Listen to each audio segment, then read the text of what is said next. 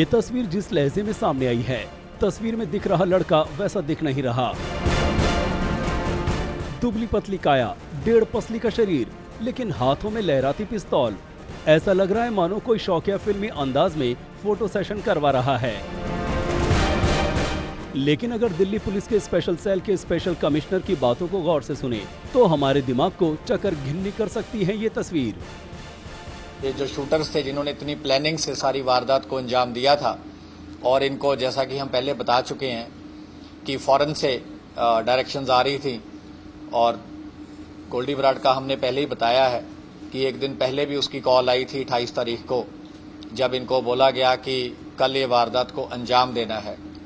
फिर वारदात के दिन इनको तकरीबन 4 बजे इंसिडेंट से ऑलमोस्ट 1.5-पौने 2 घंटे पहले कॉल आई और इन्हें बताया कि उनका जो दरवाज़ा है, उसको बड़ा दरवाज़ा था उनके घर का, वो खुल गया है और कभी भी इनकी मूवमेंट हो सकती है।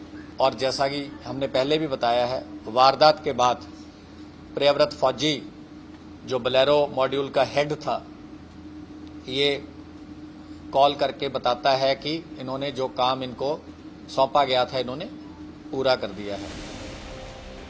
क्योंकि यहाँ जिसका तारुफ दिया जा रहा है वो कोई और नहीं बल्कि पंजाबी सिद्धू मूसेवाला पर सबसे नजदीक से दोनों हाथों से गोली बरसाने वाला अंकित सिरसा है। अंकित सिरसा की गिरफ्तारी के बाद अब उसकी फरारी के किस्से भी पुलिस के सामने हैं। सिद्धू मूसेवाला के कातिलों की टोली के कई दूसरे किरदारों के मुकाबले शायद अंकित सिरसा का किरदार सबसे ज्यादा चौंकाने वाला है, क्योंकि इसके माथे पर लगा गुनाह का निशान इसकी उम्र से कहीं ज्यादा बड़ा और संगीन है। इतना ही नहीं, उसके शूटआउट में शामिल होने से लेकर फरारी तक कई चौंकाने वाली बातें शामिल हैं। पुलिस की माने तो इस वारदात को अंजाम देने के बाद शूटर्स के 2 अलग अलग मॉड्यूल में शामिल बदमाश अलग अलग दिशाओं में भागे थे। इनमें एक तरफ बोलेरो में सवार प्रियव्रत और उसका गैंग था, जबकि दूसरी तरफ कोरोला में सवार मनप्रीत मन्नू और उसके साथी।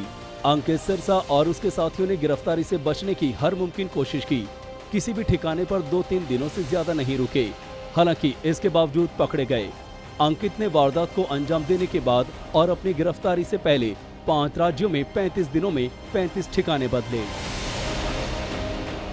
इनमें हरियाणा के फतेहाबाद, तोशाम, राजस्थान के पिलानी, छत्तीसगढ़ के बिलासपुर और गुजरात के कच्छ के अलावा मध्य प्रदेश, उत्तर प्रदेश और झारखंड के कुछ ठिकाने शामिल हैं। इसके अलावा पकड़े जाने से पहले अंकित सिरसा और उसके कुछ साथी दिल्ली एनसीआर में भी मूवमेंट करते रहे।